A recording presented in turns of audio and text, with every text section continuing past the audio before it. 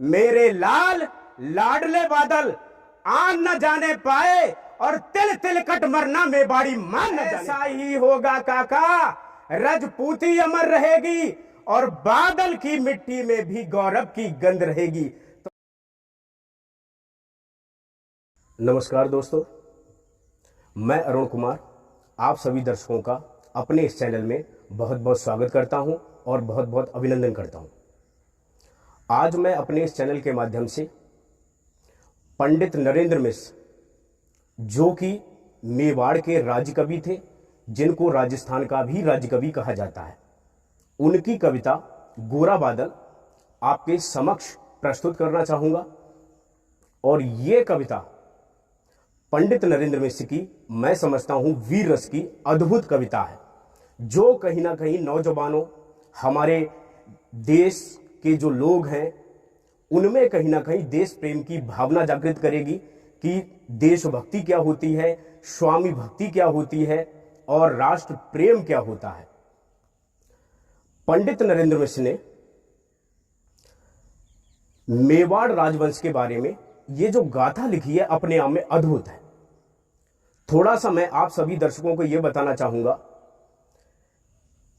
कि गोरा सिंह और बादल सिंह, ये दोनों व्यक्ति मेवाड़ राजवंश से संबंधित थे और गोरा सिंह जो थे वो मेवाड़ राजवंश के सेनापति थे। बादल सिंह उनका भतीजा था। आप सभी जानते हैं कि महारानी पद्मिनी का जो सौंदर्य था, ये अपने आप में अद्भुत था और वो सौंदर्य के लिए विश्व प्रसिद्ध थी। ये प्रशंसा जब अलाउद्दीन खिलजी के कानों तक पहुंची तो खिलजी जो है महारानी पद्मिनी को प्राप्त करने के लिए अपनी लालसा जागृत करता है और चित्तौड़गढ़ का, मेवाड़ का घेरा डाल देता है। और यह घेराबंदी 6 महीने तक लगातार चलती है, जिसका कोई नतीजा नहीं होता है। जब कोई नतीजा नहीं निकलता है, कोई परिणाम नहीं निकलता है, तब होता क्या है कि खिलजी अपने एक दूत को भेजता है, मैसेंजर को भेजता है राणा रतन सिंह के पास में, जिनको रावल रतन सिंह भी कहा जाता है। और रावल रतन सिंह अपने आप में एक सूरवीर थे, लेकिन कहीं ना कहीं वो बड़े सीधे भी थे, बड़े सीधे स्वभाव के थे। इसी कारणवश जब दूत वहां तक पहुंचता है और दूत ये कहता है कि हमारे खिलजी का ये कहना है, अलाउद्दीन खिलजी का ये कहना है कि आप महारानी पद्मिनी को शीशे में दिखा दें तो हम लोग जो हैं आपके द्वारे से वापस चले जाएंगे। ये संदेश लेकर के जब दूत जो है मेवाड़ में पहुंचता है, चित्तौड़ में पहुंचता है और ये बात रावल रतन सिंह के सामने रखता है, तो रावल रतन सिंह जो है इस शर्त को जो है मान लेते हैं। और मान लेते हैं तो होता क्या है कि, और ये कहते हैं कि ठीक है, कल सुबह जो है महारानी पद्मिनी को जो है शीशे में अलाउद्दीन खिलजी को जो है दिखा दिया जाएगा। जब ये वाली बात भरे दरबार में कही जाती है तो गोरा सिंह, जो कि 80 वर्ष की अवस्था के व्यक्ति थे और वो मेवाड़ी सेना के जो थे सेनापति थे, उनके पास, उनके कानों में जब ये बात पहुंचती है तो फौरन खड़े हो जाते हैं और ये कहते हैं कि धृष्टा क्षमा करें महाराज, लेकिन गोरा सिंह के रहते हुए ये संभव नहीं है कि हमारी माता पद्मिनी का कोई एक अंग भी देखे, ये हमसे बर्दाश्त नहीं होगा।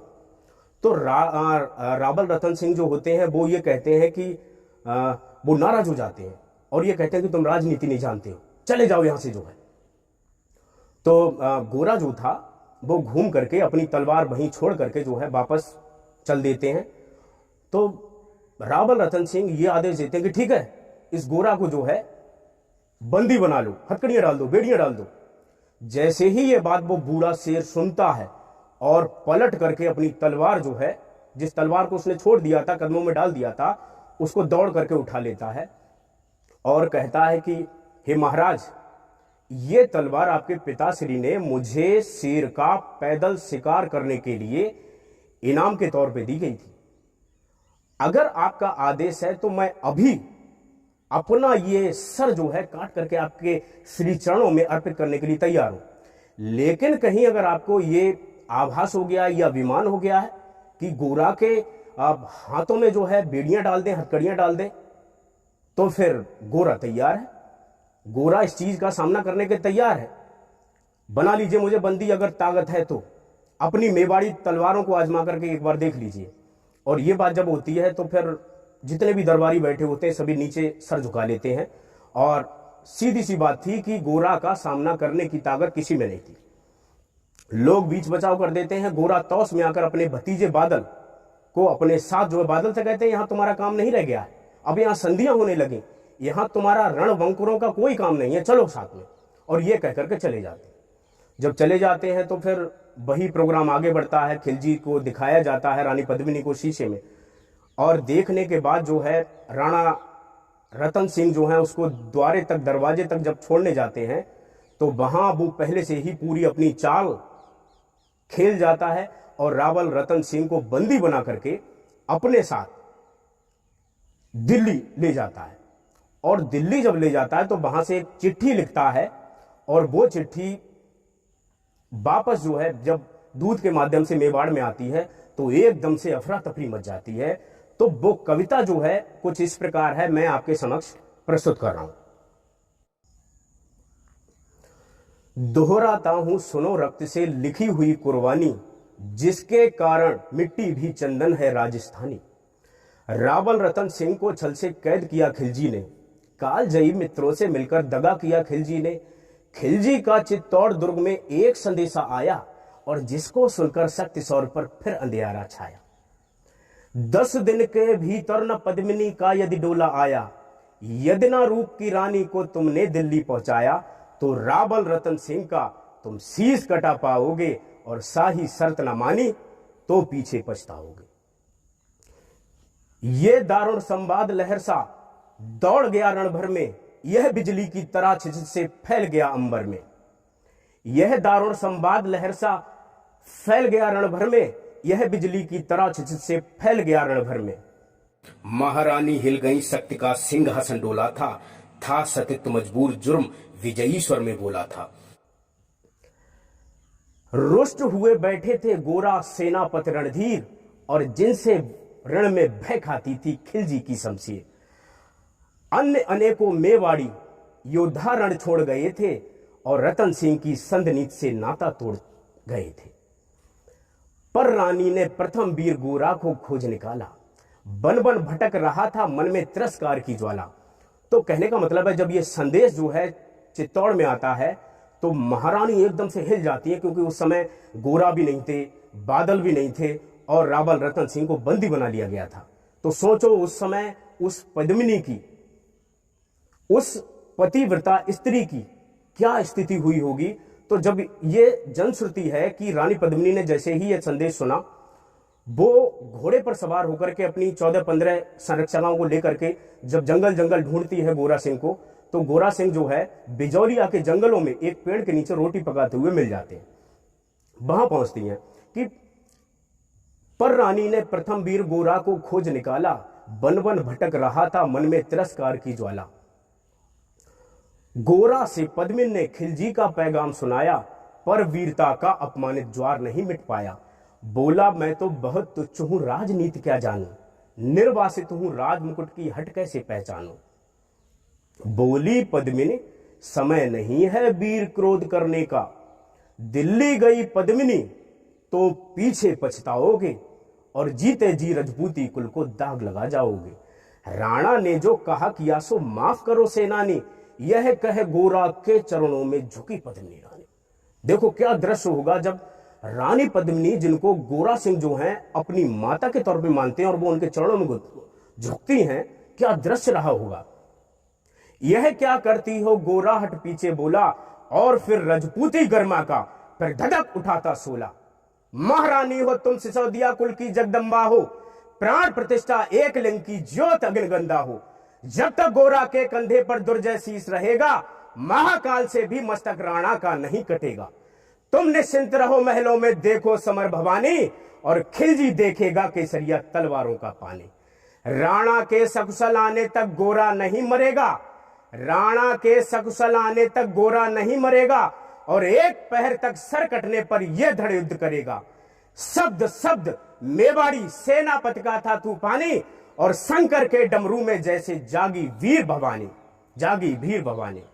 दोहराता हूं सुनो रक्त से लिखी हुई कुर्बानी, जिसके कारण मिट्टी भी चंदन है राजस्थानी।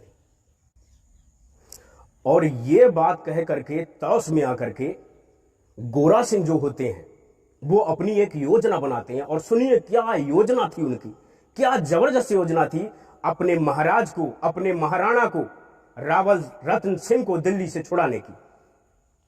खिलजी मचला था पानी में आग लगा जाने को, खिलजी मचला था पानी में आग लगा जाने को, पर पानी प्यासा बैठा था ज्वाला पी लेने को। गोरा का आदेश हुआ सज गए 700 डोले, और बांकुरे बादल से गोरा सेनापति बोले, खबर भेज दो, खबर भेज दो खिलजी को, पद्मिनी स्वयं आती है, खबर भेज दो खिलजी को, पद्मिनी स्वयं आती है, और 700 सखियां भी वो संग लिए आती है। स्वयं पद्मिनी ने बादल का कुमकुम तिलक किया था, और दिल पर पत्थर रखकर भीगी आंखों से विदा किया था। और 700 सैनिक जो यम से भी लड़ सकते थे। हर सैनिक सेनापति था, लाखों से लड़ सकते थे। एक एक कर बैठ गई, सज गई डोलियां पल में, और मर मिटने की होड़ लग गई अब मेवाड़ी दल में, मर मिटने की होड़ लग गई अब मेवाड़ी दल में। हर डोली में एक वीर था, 4 उठाने वाले, 5 ही शंकर के गढ़ की तरह समर्मित वाले। बजा कूच का शंख, सैनिकों ने जयकार लगाई, और हर हर महादेव की धुन से 10 दिशा लहराई। गोरा बादल के अंतस पर जगी ज्योत की रेखा, गोरा बादल के अंतस पर जगी ज्योत की रेखा, मातृभूमि चित्तौड़ दुर्ग को जी भर करके देखा। कर अंतिम प्रणाम चढ़े घोड़ों पर सुभट अभिमानी, कर अंतिम प्रणाम चढ़े घोड़ों पर सुभट अभिमानी, और देशभक्त की निकल पड़े लिखने वो अमर कहानी। दोहराता हूं सुनो रक्त से लिखी हुई कुर्बानी, जिसके कारण मिट्टी भी चंदन है राजस्थानी, चंदन है राजस्थानी। जा पहुंची डोलियां एक दिन खिलजी की सरहद में, उधर दूत भी जा पहुंचा खिलजी के रंग महल में। बोला शहंशाह पद्मिनी मलिका बनने आई है, रानी अपने साथ हुस्न की कलियां भी लाई है, एक मगर फरियाद फकत उसकी पूरी करवा दो, रावल रतन सिंह से केवल एक बार मिलवा दो, रावल रतन सिंह से केवल एक बार मिलवा दो। खिलजी उछल पड़ा, फौरन ये हुक्म दिया था, बड़े शौक से मिलने का शाही फरमान दिया था। यह फरमान दूत ने गोरा तक पहुंचाया, और गोरा झूम उठे उस क्षण बादल को पास बुलाया। बोले बेटा समय आ गया अब लड़कट मरने का, ये लोहार पद्मिनी भेष में बंदी गृह जाएगा, केवल 10 डोलियां लिए गोरा पीछे दाएगा, ये बंधन काटेगा, हम राणा को मुक्त करेंगे। घुड़सवार कुछ उधर आड़ में ही तैयार रहेंगे, और जैसे ही राणा आए बेसबांदी बन जाएं, और उन्हें बेसकुशल चित्तौड़ दुर्ग पहुंचाएं। अगर भेद खुल जाए वीर तो पल की देर न करना, और शाही सेना आ पहुंचे तो वड़कर रण करना। राणा जाए जिधर शत्रु को उधर न बढ़ने देना, और एक यवन को भी उस पद पर पांव न धरने देना। मेरे लाल लाडले बादल आन न जाने पाए, और तिल तिल कट मरना मेवाड़ी मान न जाने पाए। ऐसा ही होगा काका, रजपूती अमर रहेगी, और बादल की मिट्टी में भी गौरव की गंध रहेगी। तो आ बेटा बादल, सीने से तुझे लगा लूं। समझ सकते हैं आपकी जो है, मैं एक बात आपको बताना भूल गया कि गोरा सिंह जो कि 80 वर्ष के व्यक्ति थे, एक महान सेनापति थे। बादल सिंह उनका भतीजा था, बादल सिंह उनके भाई का बेटा था, लेकिन बादल सिंह के माता पिता की मृत्यु बचपन में ही हो गई थी, और गोरा ने बादल सिंह को जो है अपने बेटे की तरह पाला था। तो गोरा ये जानते थे कि हम जिस जगह रावल रतन सिंह को छुड़ाने के लिए आए हुए हैं, यहां से वापस जाना बड़ा ही मुश्किल है, असंभव है। सोचो क्या दृश्य रहा होगा।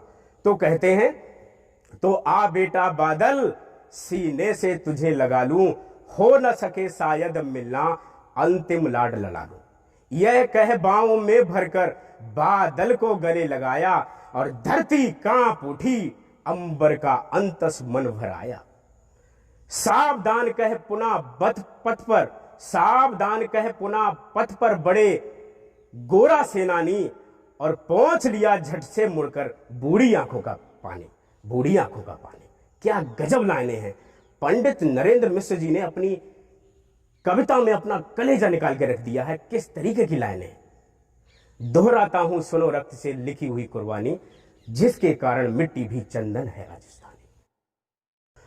गोरा की चातुरी चली, राणा के बंधन काटे, और छांट छांट कर शाही पहरेदारों के सर काटे। लिपट गए गोरा से राणा गलती पर पछताए, सेनापति की नमक हलाली देख नैन भराए। होता क्या है कि देखो, रावल रतन सिंह ने गोरा सिंह को निकाल दिया था, लेकिन आज उसी व्यक्ति ने आकर के उनके प्राणों की रक्षा की, उनको वहां छुड़ाया। तो ये बड़ा भावुक कर देने वाला दृश्य था।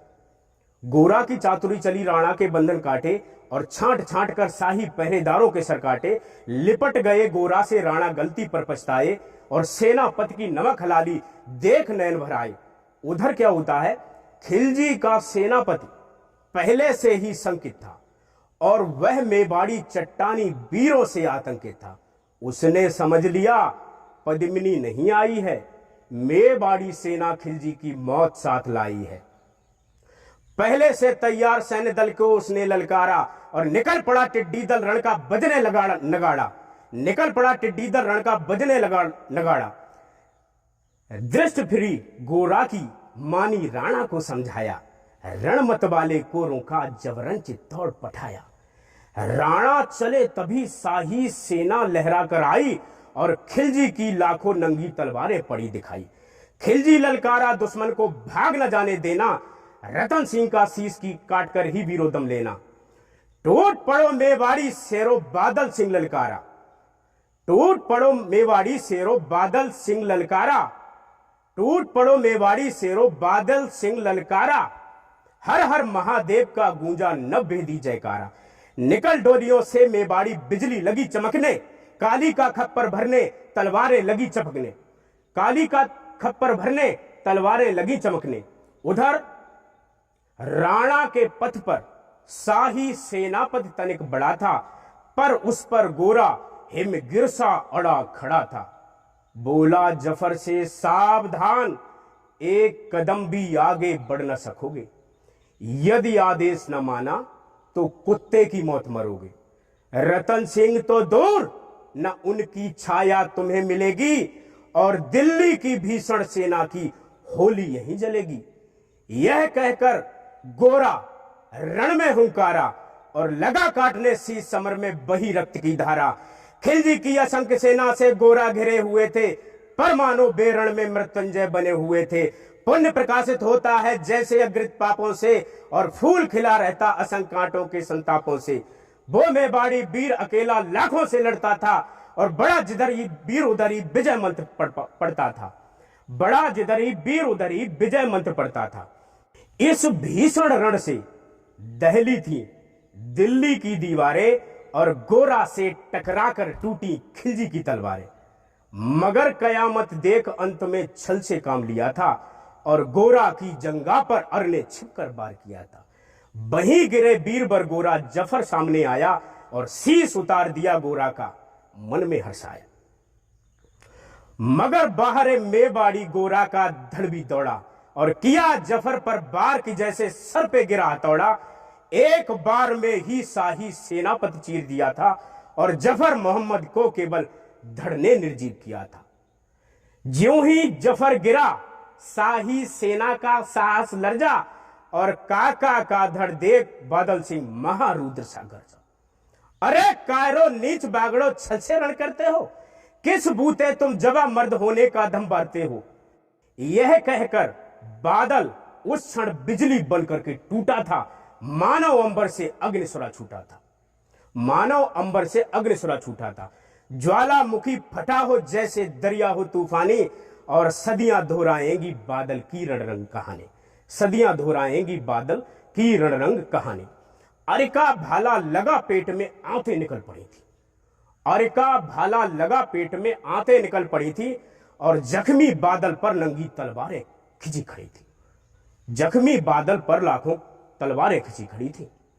कसकर बांध लिया आंतों को केसरिया पगड़ी से, कसकर बांध लिया आंतों को केसरिया पगड़ी से, और रंचक डिगाना बह प्रलयंकर सम्मुख मृत्यु खड़ी थी। अब बादल तूफान बन गया, सत्य बनी फौलादी, मानव खप्पर लेकर रण में लड़ती हो आजादी। इधर बीरबर गोरा का धड़ अर्दल काट रहा था, और इधर बादल सिंह लाशों से भूतल पाट रहा था। आगे पीछे दाएं बाएं जमकर लड़ी लड़ाई, उस दिन समरभूमि में लाखों बादल पड़े दिखाई। मगर हुआ वही जो होना था, उनको तो कड़ अरियों की सौड़त में धोना था। मेवाड़ी सीमा में राणा सकुशल पहुंच गए थे, और गोरा बादल तिल कटकर रण में खेत रहे थे। एक एक कर मिटे सभी मेवाड़ी वीर सब सिपाही, एक एक कर मिटे सभी मेवाड़ी वीर सिपाही, किंतु रतन सिंह पर रंचक आंच न आने पाई।